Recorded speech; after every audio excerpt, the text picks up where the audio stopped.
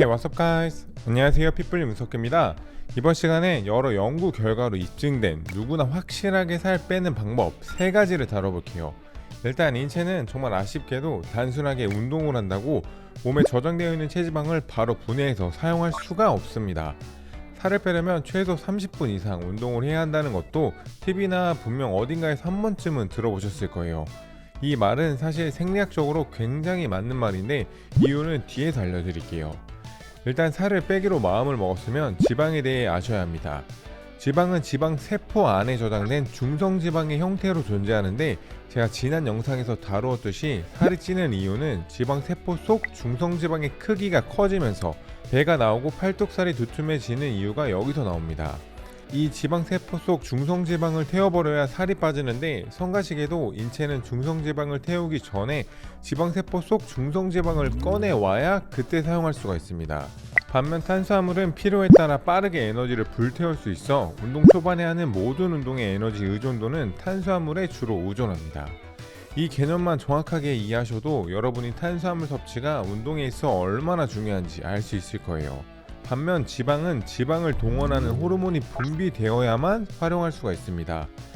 우리 몸에 긴장, 스트레스와 관련된 자극이 주어지면 교감신경계가 작동하여 에피네프린과 노르에피네프린이라는 호르몬이 분비가 되는데 여러분들한테 조금 더 익숙한 아드레날린이라고 부르기도 합니다.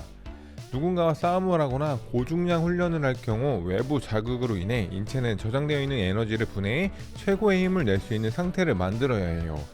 이때 탄수화물을 사용할 수 있게 포도당으로 분해해 혈액으로 방출하고 지방세포의 지방을 분해해 유리지방산 형태로 혈액을 방출하게 됩니다. 중성지방은 분해되어 유리지방산 형태로 쪼개져야만 에너지로 사용할 수 있기 때문에 이 과정이 매우 중요합니다. 이 과정을 이해한다면 살을 효과적으로 뺄 수 있는 운동 프로그램을 직접 설계할 수가 있어요. 지금부터 실제로 힙서울 온라인 PT 회원님들에게 코칭했던 다이어트 방법 3가지를 알려드릴게요. 첫 번째로 운동 시간은 최소 30분 이상 해주셔야 합니다.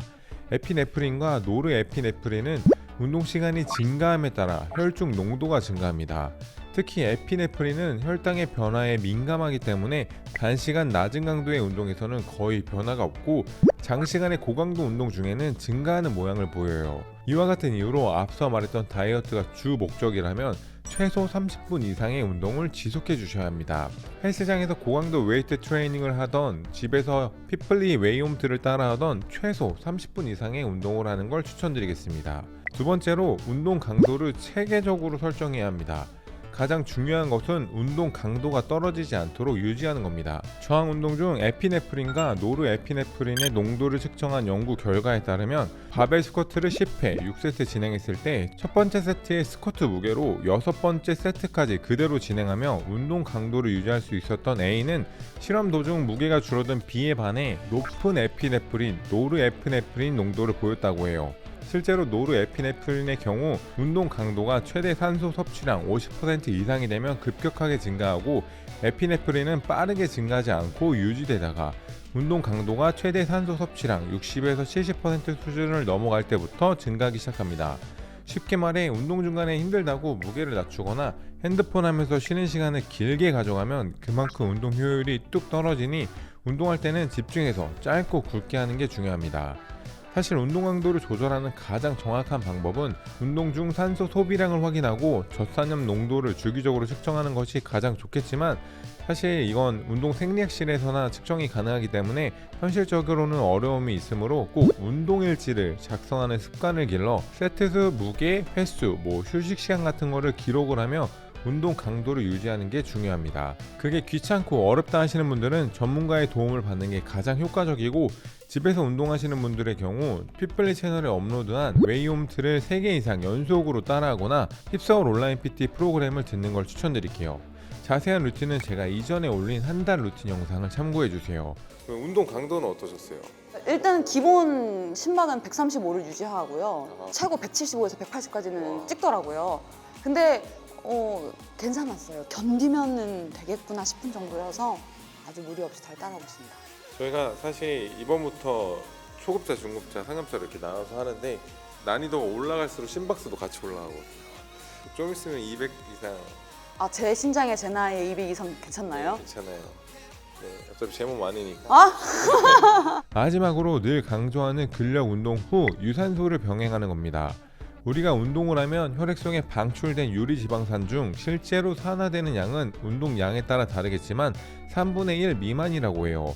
쉽게 말해 기껏 힘들게 30분 동안 운동해서 지방을 이렇게 쪼개놓고 분해해 놨는데 3분의 1만 불태우고 나머지 3분의 2는 다시 차곡차곡 원래 있던 우리 뱃살이나 뭐 팔뚝살로 되돌아가게 되는 거예요. 그래서 제가 늘 운동을 아침 30분, 저녁 30분 이렇게 나눠서 하는 것도 물론 좋지만 가급적이면 1시간을 이어서 쭉 하는 거를 좋다고 하는 이유가 여기서 나옵니다. 30분씩 운동을 한다면 물론 안 하는 것보다야 뭐 물론 좋겠지만 지방을 분해해 놓고 얼마 쓰지도 못하고 원래대로 다시 저장하기 때문에 살 빠지는 속도가 더딜 수밖에 없습니다. 특히 근육 운동을 꼭 병행해야 하는데 저항성 운동을 수행하게 되면 교감신경계가 활성화되며 성장 호르몬과 코르티솔, 테스토스테론의 농도가 높아지며 체내 유리지방산의 동원이 수월해져 이후 유산소성 운동을 시작할 때 체내 지방을 더 많이 태우게 된다고 해요. 따라서 근력 운동을 마치고 나면 꼭 유산소 운동을 병행해 주세요. 이번에 처음으로 웨이트 트레이닝 기반으로 집에서 운동을 해보셨잖아요. 네. 어떠셨나요? 너무 좋았어요.